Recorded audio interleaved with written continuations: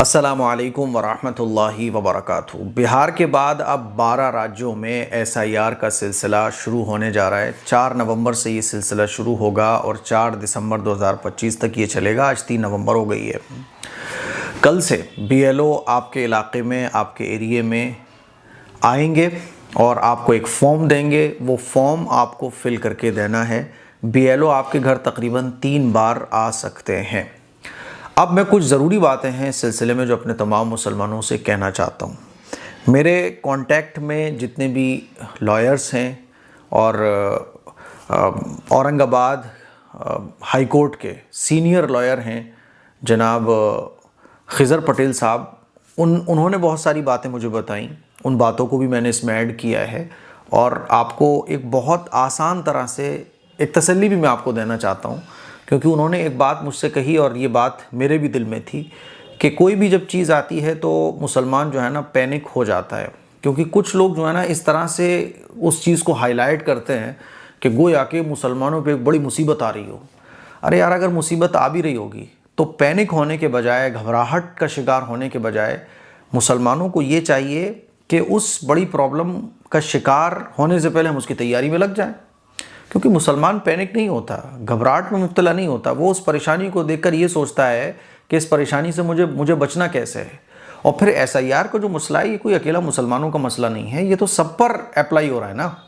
क्योंकि चुनाव आयोग का ये कहना है कि बहुत सारे जाली वोट्स बन गए हैं और बहुत सारे डुप्लीकेट्स वोट बन गए हैं। जो लोग मर चुके हैं उनका भी वोट अभी तक मौजूद है और 2004 के बाद से एसआईआर हुआ भी नहीं है। तो एसआईआर मतलब ये छलनी का काम करेगा कि जितने भी गैर ज़रूरी वोटर्स हैं वो छन जाएंगे और असल जो वोटर्स हैं वो बाकी रह जाएंगे। ठीक है, आप इस पर अपनी राय दे सकते हैं कि ऐसा हो रहा है, वैसा हो रहा है, दुनिया भर की बातें की जा सकती हैं, लेकिन वो एक अलग मसला है। मैं जो बात बोलना चाह रहा हूँ वो ये कि अब तो हो ही रहा है ना, तो अब इसका हल क्या है? पैनिक ना हुआ जाए। क्योंकि अगर आप पैनिक हो गए, जिस तरह की कुछ पोस्ट सोशल मीडिया पे, इंस्टाग्राम पे चल रही हैं, जैसे कुछ मुसलमानों को मैंने बातें करते हुए भी देखा है कि ऐसा लग रहा है जैसे ये मुसलमानों के लिए ही लाया जा रहा है। तो पहले तो इस थिंकिंग को माइंड से निकालना है कि ये सिर्फ मुसलमानों के लिए नहीं लाया जा रहा है मेरे भाई, सबको ये प्रक्रिया से गुजरना है। अब क्या करना है? टाइम बहुत है अभी। कुछ लोग बोलेंगे टाइम बहुत थोड़ा है। बहुत थोड़ा उनके लिए है जो आलसी हैं, और टाइम ठीक ठाक है। आपके पास अगर डॉक्यूमेंट्स नहीं है तो आप बनवा सकते हैं, जो कमियां हैं आप उसको दूर करवा सकते हैं। ठीक है, तो अब होना क्या है? आसान अल्फाज में तो आप ये समझने की कोशिश कीजिए कि जिनका नाम आपके घर के जो बड़े हैं, आपके वालिदैन हैं, उनका नाम अगर 2003 के वोटर लिस्ट में था, क्योंकि लास्ट टाइम जो एसआईआर हुआ था, एसआईआर थोड़ा सा एनहेंस हो गया है क्योंकि अब टेक्निकल चीज़ें बहुत आगे बढ़ गई हैं। 2002 में जब ये हुआ था तो नॉर्मल हुआ था एकदम, अब एकदम थोड़ा सा और ज़बरदस्त तरीके से हो रहा है क्योंकि अब टेक्निकल चीज़ें बहुत आगे बढ़ गई हैं। तो 2002 से लेकर 2004 तक जो वोटर लिस्ट अपडेट हुई थी, तो उसमें अगर आपके वालिदैन का नाम है और आपका नहीं है, जैसे हमारी उम्र के जितने भी नौजवान हैं, तो जाहिर सी बात है उनका वोट अभी बना है 2010 के बाद, किसी का 11, किसी का 12, किसी का 16 में। 2002 में हमारा तो वोट था नहीं। तो जिनका नाम 2002 की वोटर लिस्ट में है तो उनको तो कोई प्रॉब्लम नहीं है। जैसे मान लीजिए आपके वालिदैन का नाम 2002 से लेकर 4 तक जो हुआ था एसआईआर, उसमें आपके वालिदैन का नाम है या किसी का भी नाम है, तो उसको तो कोई टेंशन ही नहीं लेना। बीएलओ जो फॉर्म देके जाएंगे तो आपको अभी जो वोटर लिस्ट है उसका स्क्रीनशॉट और 2002 से 4 तक जो एसआईआर हुआ था उसमें से स्क्रीनशॉट निकाल के उस फॉर्म पे लगा देना है, काम खत्म। लेकिन जिनका नाम 2002 की लिस्ट में नहीं है, जैसे कि मेरा है, आपका है, जितने भी नौजवान जिनका 2004 के बाद वोट बना है, तो उनका नाम तो जाहिर सी बात है 2004 के बाद अपडेट हुआ है ना। तो अब उनको क्या करना पड़ेगा? उनको कुछ भी नहीं करना, बस अपने माँ बाप का या अपने घर के बड़ों में से किसी का भी जिनका नाम 2002 की लिस्ट में मौजूद था उसका स्क्रीनशॉट लगा देना है।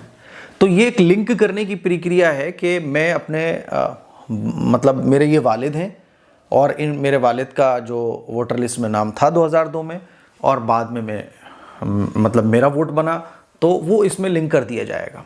ठीक है। प्रॉब्लम किन लोगों को होगी? प्रॉब्लम उन लोगों को होगी जिनका नाम 2002 की लिस्ट में नहीं है और उनके वालिदैन का या घर के जितने भी लोग हैं, ख़ानदान के घर के बड़े जितने भी लोग हैं, बाप का, दादा का, उनका भी नाम 2002 की लिस्ट में नहीं है। सपोज कीजिए कि मेरा नाम 2002 की लिस्ट में नहीं है, मेरे माँ बाप का भी नाम 2002 की लिस्ट में नहीं है, और मेरे बाप दादा दादी का भी नाम 2002 की लिस्ट में नहीं है। अब मेरे लिए जो डॉक्यूमेंट्स हैं तकरीबन 11-12, उन डॉक्यूमेंट्स में से कुछ डॉक्यूमेंट्स मुझे शो कराना पड़ेंगे। वो डॉक्यूमेंट्स क्या क्या हैं, पूरी लिस्ट आप लोग देख सकते हैं, अपने BLO से पता कर सकते हैं। बहुत आसान जो डॉक्यूमेंट्स हम रेडी कर सकते हैं वो कौन सा है? आधार कार्ड अभी मान्य नहीं है। मुझे उम्मीद है कि अपोजिशन पार्टीज़ जब एहतजाज करेंगी, आवाज़ उठाएंगी, तो जिस तरह से बिहार के अंदर आधार कार्ड को माना गया, इसी तरह से यूपी में और दूसरे ज़िलों में भी, दूसरे राज्यों में भी आधार कार्ड को वैलिड मान लिया जाएगा, क्योंकि आधार कार्ड से ही हमारी सारी चीज़ें लिंक होती हैं। एक आम आदमी सबसे पहले आधार कार्ड ही बनवाता है, ठीक है। तो आधार कार्ड अभी वैलिड नहीं है। आधार कार्ड के अलावा जो 11-12 डॉक्यूमेंट्स हैं उसमें से पासपोर्ट, तो पासपोर्ट अगर आपका नहीं बना तो आप पासपोर्ट बनवा लीजिए। पासपोर्ट के अलावा जो 2 और डॉक्यूमेंट आप बहुत आसानी से बनवा सकते हैं, वो 2 डॉक्यूमेंट हैं आपके, मूल निवास प्रमाण पत्र, दूसरा जाति प्रमाण पत्र। तो मूल निवास और जाति प्रमाण पत्र आप अपने किसी भी कंप्यूटर सेंटर पे जाएं, वहाँ आपसे आधार कार्ड की फ़ोटोकॉपी और एक फ़ोटो लिया जाएगा, आपके ये 2 डॉक्यूमेंट्स और रेडी हो जाएंगे। तो ये 3 डॉक्यूमेंट्स आप बड़े आसानी के साथ बनवा सकते हैं, अभी वक्त है, ठीक है। और इसके अलावा जो और डॉक्यूमेंट्स हैं तो वो भी आप BLO से पता कीजिए कि वो कैसे बनते हैं। मेरे कहने का मतलब ये है कि पैनिक ना होकर बल्कि आप काम पे लग जाएं। जो डॉक्यूमेंट्स आप करेक्ट करा सकते हैं, जो डॉक्यूमेंट्स आप बनवा सकते हैं, उन डॉक्यूमेंट्स को आप बनवाने की कोशिश कीजिए, क्योंकि अगर ये डॉक्यूमेंट्स में से आपके पास कोई डॉक्यूमेंट्स नहीं हुआ जो उन्होंने मांगा, और आपके बड़ों का, आपके वालिदैन का, आपके पेरेंट का नाम भी 2002 की लिस्ट में नहीं था, आपका भी नाम नहीं है, तो फिर प्रॉब्लम खड़ी हो सकती है। लेकिन इसका मतलब ये नहीं है कि आपको नागरिकता से बाहर कर दिया जाएगा, बल्कि आपको फिर भी मौका दिया जाएगा। लेकिन जाहिर सी बात है, जालिम की नीयत ख़राब हो तो बहुत मुश्किल हो जाता है। इसीलिए हमें तो यही करना है कि हम अपनी कोशिशों में लगें, तैयारियों में लगें, डॉक्यूमेंट्स रेडी कराएं, अपने पार्षद से मिलें, अपने इलाके के नेताओं से मिलें और इन नेताओं का गिरबान पकड़ें थोड़ा सा कि भैया तुमने वोट लिया था, अपने सांसद का गिरबान पकड़ो यार, विधायक का गिरबान पकड़ो जिससे तुमने जिताया है, और आप जिता फ़ौरन देते हो, और जब आपके ये काम ना आए, आपके अगर ये डॉक्यूमेंट्स ठीक ना कराएं तो क्या है, पकड़ो ना इनके गिरबान, जाके पकड़ो गिरबान। लेकिन हमारी प्रॉब्लम ये है कि हम नेता को सर पे बिठाते हैं बस, लेकिन वक्त पर भूल जाते हैं, वक्त पे हम भाग रहे होते हैं इधर से उधर।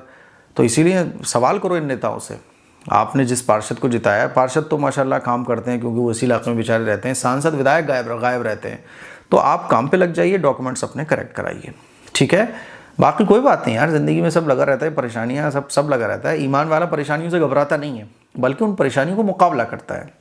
तो पहली बात तो ये पैनिक नहीं होना। दूसरी बात ये कि अपने डॉक्यूमेंट्स करेक्ट कराइए, और आप BLO से मुलाकात कीजिए। अगर आप नेट वेट चलाना जानते हैं तो आप अपने नाम को ऑनलाइन भी चेक कर सकते हैं कि 2002 में 2004 के बीच जो SI हो रहा था उसमें आपके वालिदैन का नाम है कि नहीं है तो बहुत अच्छी बात है, परेशान बिल्कुल होने की ज़रूरत नहीं है। नहीं है तो आप फ़ौरन अपने डॉक्यूमेंट्स रेडी कराने में लग जाइए। थोड़ा बहुत पैसा भी खर्च होगा तो कीजिए, लेकिन इसकी पूरी तैयारी रखिएगा, बस मैं यही कहना चाहता हूँ। तो मुझे उम्मीद है बस इतनी सी बात है, बाकी कोई बात नहीं है, अल्लाह बहुत बड़ा है ना। आप फोकस कीजिए इन तमाम चीज़ों पर, कोशिश करना अपना काम होता है, बाकी अल्लाह मालिक है, दुनिया दारुल इम्तिहान है। तो मैं यही चीज़ समझाने की कोशिश कर रहा हूँ।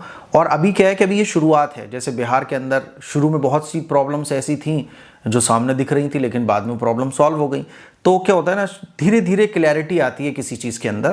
तो हो सकता है कि अभी कन्फ्यूज़न बहुत ज़्यादा है, आगे चल के धीरे धीरे इसमें क्लैरिटी आए और आगे चल के आधार कार्ड भी इसमें वैलिड हो जाए, तो इतनी परेशानी इंशाल्लाह होगी नहीं, है ना। बाकी आप जो बातें मैंने कही हैं, एक तो पैनिक नहीं होना, दूसरा जो चीज़ें सोशल मीडिया पे चलती रहती हैं उस पर कान नहीं धरना, बल्कि कामों में लग के अपने डॉक्यूमेंट्स ठीक कराने की कोशिश करना है।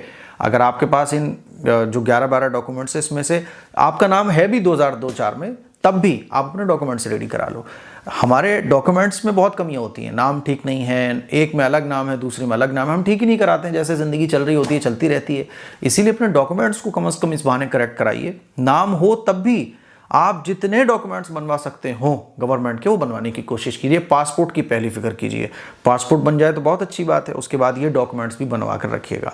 मुझे उम्मीद है मेरी ये चंद बातें आपको समझ आ गई होंगी। इस क्लिप को शेयर करें। अस्सलाम वालेकुम वरहमतुल्लाहि वबरकातुहू।